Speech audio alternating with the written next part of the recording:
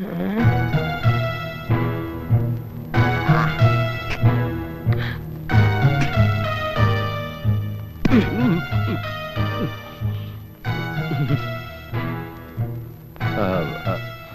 മനസ്സിലായില്ല? ഞാൻ നന്ദനവർമ്മ. എങ്ങനെ വർമ്മ? നന്ദനവർമ്മ, കൊല്ലപ്പെട്ട തമ്പുരാട്ടിയുടെ ഇളയ സഹോദരൻ. അതുകൊണ്ട് തന്നെ ഈ പാലസിന്റെ ഏറ്റവും അടുത്ത അവകാശി. അവകാശം ആർക്കാണെന്ന തർക്കം കോടതിയിലാണല്ലോ. സാറ് വന്നത് ഇവിടെ എല്ലാം കൃത്യമായി നടക്കുന്നുണ്ടോന്ന് അറിയാൻ. 2 പഴയ ക്ലോക്കുകൾ കൃത്യമായി നടക്കുന്നില്ല, ബാക്കിയൊക്കെ കൃത്യമായിട്ട് നടക്കുന്നുണ്ട്. എനിക്ക് അവകാശമുള്ള മുതലിനെ കുറിച്ച് എനിക്ക് ആദ്യം കാണാതിരിക്കോ? റിസീവർമാര് ഭരിച്ച് നന്നാക്കിയ ചരിത്രമല്ല, നശിപ്പിച്ച ചരിത്രം എന്ന് വരെ കേട്ടിട്ടുണ്ട്. അങ്ങനെയുള്ളവർ കാണും, പക്ഷെ ഞങ്ങൾ അത്രക്കാരല്ല. We are mister cleans. ചക്കരക്കുടം കണ്ട അരിക്കാത്ത ഈച്ചകളുണ്ടോ? അരിക്കാത്ത ഈച്ച ആഫ്രിക്കയിലുണ്ട്, മണിയനീച്ച.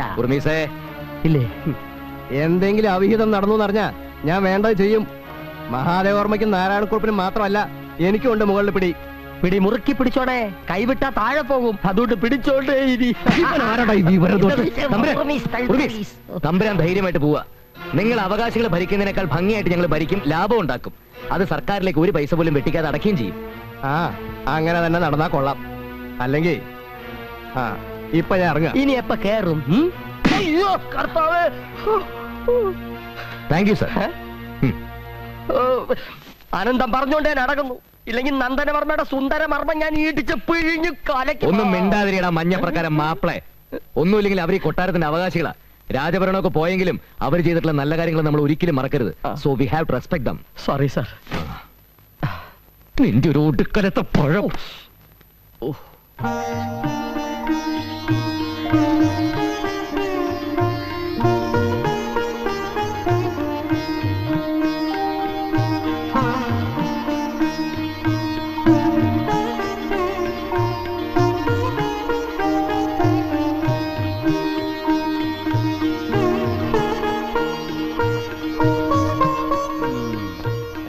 എന്താ കുറച്ച് ദിവസമായിട്ട് ഞാൻ ശ്രദ്ധിക്കുന്നു, പതിവായിട്ടൊരു സന്ധ്യാദീപ കാഴ്ച. സന്ധ്യാ നേരത്ത് ഐശ്വര്യമുള്ളൊരു പെൺകുട്ടി നിന്ന് ദീപം തെളിക്കുന്നത് കാണാൻ തന്നെ ഒരു ഐശ്വര്യമാണ്. മെഴുകുതിരി വെളിച്ചം മാത്രം കണ്ട് ശീലിച്ച നിന്നോട് അതൊന്നും പറഞ്ഞിട്ട് കാര്യമില്ലടാ മരങ്ങോടം മാപ്പിളെ.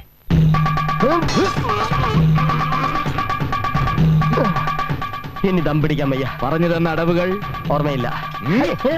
ഓർമ്മയുണ്ട്. തുടങ്ങാം. വാരി വലിഞ്ഞ് ഇടത് മാറി വലത് മാറി നിന്ന് തിരിഞ്ഞമർന്ന് വലിഞ്ഞൊഴിഞ്ഞ്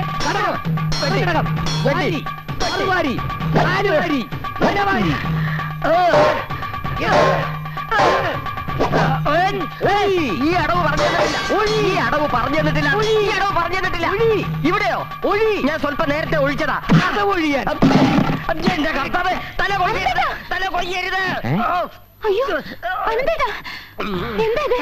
എന്റെ കർത്താവ് അങ്കക്കലി മൂത്ത് തല കൊയ്യാൻ നിന്നപ്പോഴാണല്ലോ സുഗന്ധി വന്ന് തലയിട്ടത്. നീ പേടിച്ചു പോയോ? ഞാൻ ഇവരെ കുറച്ച് നല്ല അടവുകൾ പറഞ്ഞു കൊടുക്കായിരുന്നു. അങ്ങനെ വാടും കത്തിയും കൊണ്ടുള്ള അഭ്യാസങ്ങളൊന്നും വേണ്ട. ഇതുവരെ തമാശന് വേണ്ടിട്ടല്ലേ? നിങ്ങളിങ്ങനെ സംസാരിച്ച് കേൾക്കാതെ എന്റെ തല കൊയ്യി. ഞാൻ പോയി കുളിക്കട്ടെ. നീ പോയി വേഗം കുളിക്കൂ ഉർമീസ്. അതെ ഉർമീസേ, 2 ചായയും കൂടി എടുത്തോ. കുളിച്ചിട്ട് ചായ ഇടണോ ചായ ഇട്ടിട്ട് കുളിക്കണോ? കുളിച്ചോണ്ട് ചായ ഇട്. ഓക്കെ. ഓടോ. നീ ഈ കൊട്ടാരമൊക്കെ ഒന്ന് ചുറ്റി കിടന്ന് കാണ്, ഞാനിപ്പോ വരാം.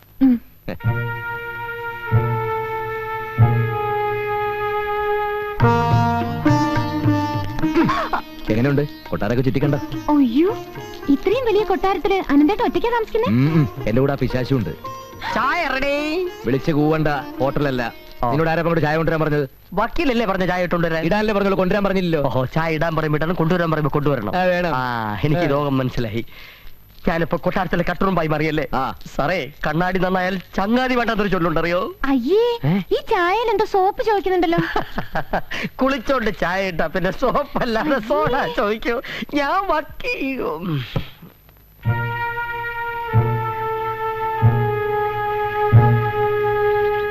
ഇത് മുംബൈയിലെ ഒരു ഹോട്ടലിന്റെ മോഡലാ. എന്റെ അങ്കിളായിരുന്നു അതിന്റെ ഇന്റീരിയർ ഡിസൈനർ. നമുക്ക് ഇൻഡോ ഇറ്റാലിയൻ കൾച്ചർ ക്ലബിൽ കിണാപ്പ് ഉണ്ടാക്കണ്ട. ഒരു മാസം ചെരച്ചു വന്നിരിക്കുന്നു ഇൻഡോ ഇറ്റാലിയൻ കോപ്പ്.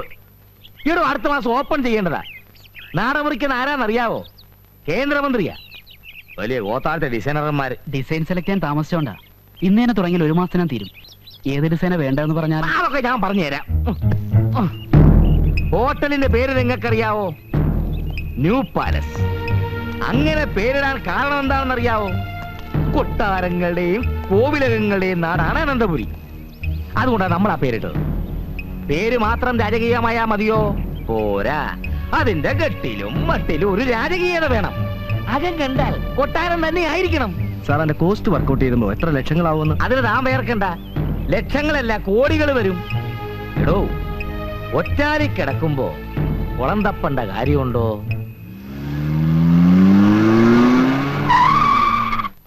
കണക്കൊക്കെ ഇന്ന് തന്നെ അഡ്മിനിസ്ട്രേറ്റീവ് ഓഫീസറെ ഏൽപ്പിച്ചേക്കണം. ഓഹോ.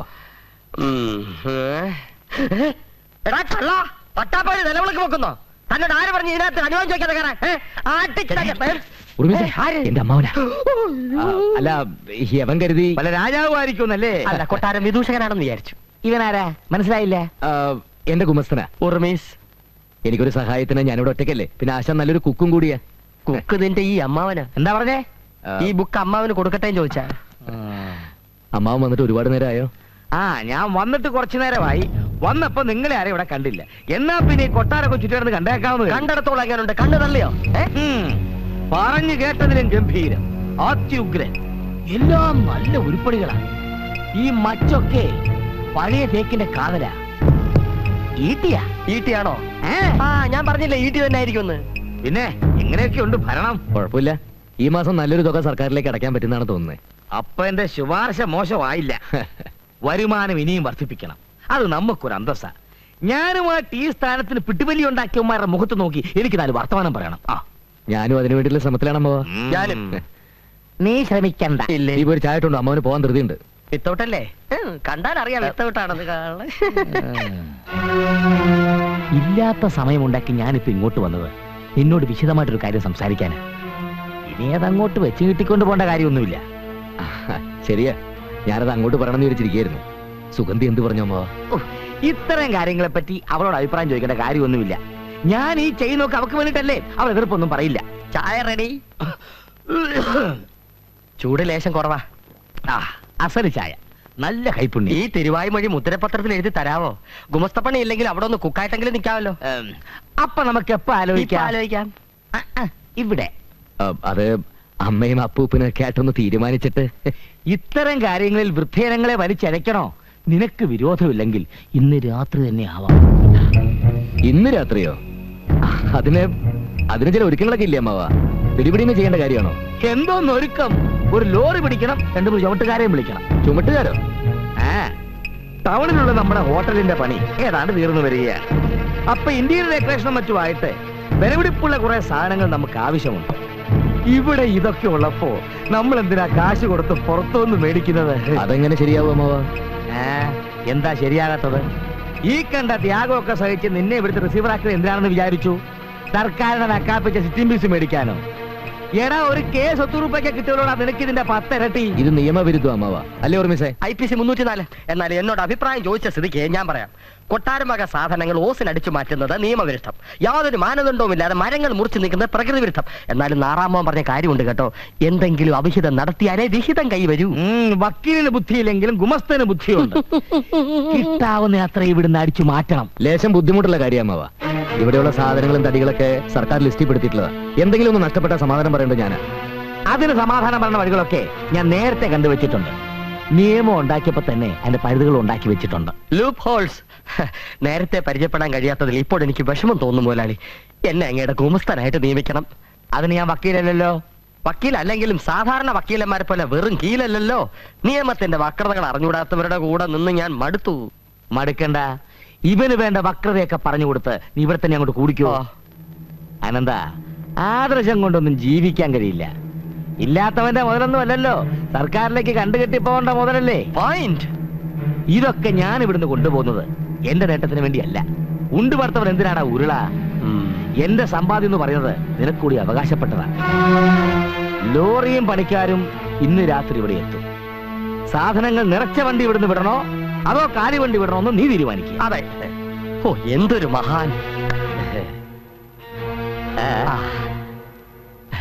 പിന്നെ ഒരാളെ ഒരു ദിവസം ഒരു പ്രാവശ്യം തൊഴുതാ മതി.